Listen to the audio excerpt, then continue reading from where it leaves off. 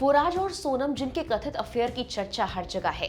Police के मुताबिक जिन्होंने साथ मिलकर ही राजा के मर्डर की प्लानिंग की, वो अब पुलिस कस्टडी में एक दूसरे के खिलाफ हो गए हैं। 48 घंटों के अंदर दोनों एक दूसरे पर राजा को मारने का इल्जाम लगा रहे हैं। दोनों के बयानों को लेकर डिटेल्स क्या है, इस पूरे केस में कैसे सोनम का मंगलसूत्र उसकी साजिश का पर्दाफाश करने में काम आया, बताते हैं पूरी डिटेल आपको इस वीडियो में। राजा रघुवंशी हत्याकांड के सभी आरोपियों को शिलांग के कोर्ट में पेश किया गया। इसके बाद सोनम रघुवंशी और 4 अन्य आरोपियों को शिलांग के पुलिस थाने में अलग अलग सेल में रखा गया है। राज और सोनम से अलग अलग पूछताछ हुई तो सोनम ने कहा राज के कहने पर उसने पति राजा का मर्डर किया, जबकि राज कहता है कि सोनम ने हत्या की पूरी प्लानिंग की थी। दैनिक भास्कर की रिपोर्ट के मुताबिक शिलांग पुलिस के अधिकारियों ने यह कंफर्म कर लिया है कि सोनम के पास हनीमून के दौरान 4 मोबाइल फोन थे। इनमें से सिर्फ 1 मोबाइल ही बरामद किया गया, बाकी 3 फोन सोनम ने ठिकाने लगा भी दिए हैं। डीआईजी मारक कहते हैं कि सीडीआर एनालिसिस से एसआईटी को सोनम के पास अलग अलग मोबाइल होने की जानकारी मिली है। सोनम और राजा समेत बाकी आरोपियों से मेघालय पुलिस टुकड़ों में पूछताछ कर रही है।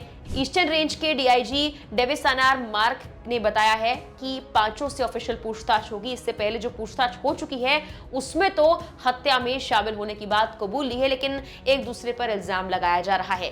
राज और सोनम का आमना सामना कराया जाएगा, लेकिन उससे पहले के बयानों के मुताबिक दोनों एक दूसरे पर ही आरोप लगा रहे हैं। लेकिन इस बीच मेघालय पुलिस ने बड़ी जानकारी भी दी है। पुलिस ने बताया कैसे सोनम के मंगलसूत्र ने इस मर्डर केस को सुलझाने में काफी ज्यादा मदद की है। सोनम के मंगलसूत्र को लेकर मेघालय पुलिस के डीआईजी डीएनआर मार्क ने कहा कि सोनम अपना मंगलसूत्र होटल में छोड़कर आई थी।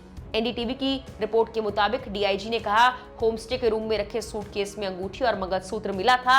इसकी वजह से हमें संदेह हुआ कोई नवविवाहिता अपना मंगलसूत्र हनीमून के दौरान निकालकर क्यों रखेगी और छोड़कर क्यों जाएगी। राजा रघुवंशी ने जो स्कूटी किराए पर ली थी उसमें भी जीपीएस ट्रैकर लगा था। ट्रैकर से पुलिस को यह समझने में काफी मदद मिली कि ये स्कूटी 22 और 23 मई को किन किन स्थानों से होकर गुजरी थी। इस रूट पर विशाल और आकाश की स्कूटी भी ट्रैक हुई है। पुलिस को यह पता लगा कि 23 मई को दोपहर करीब 2 बजे राजा की हत्या कर दी गई।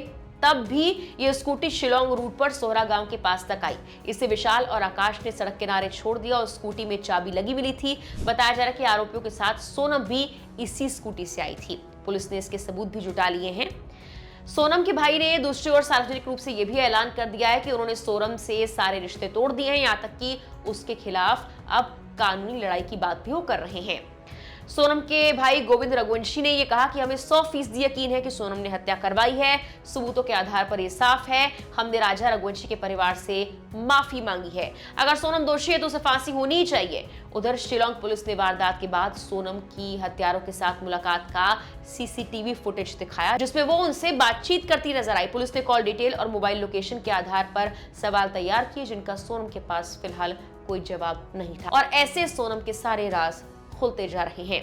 फिलहाल के लिए इस वीडियो में इतना ही।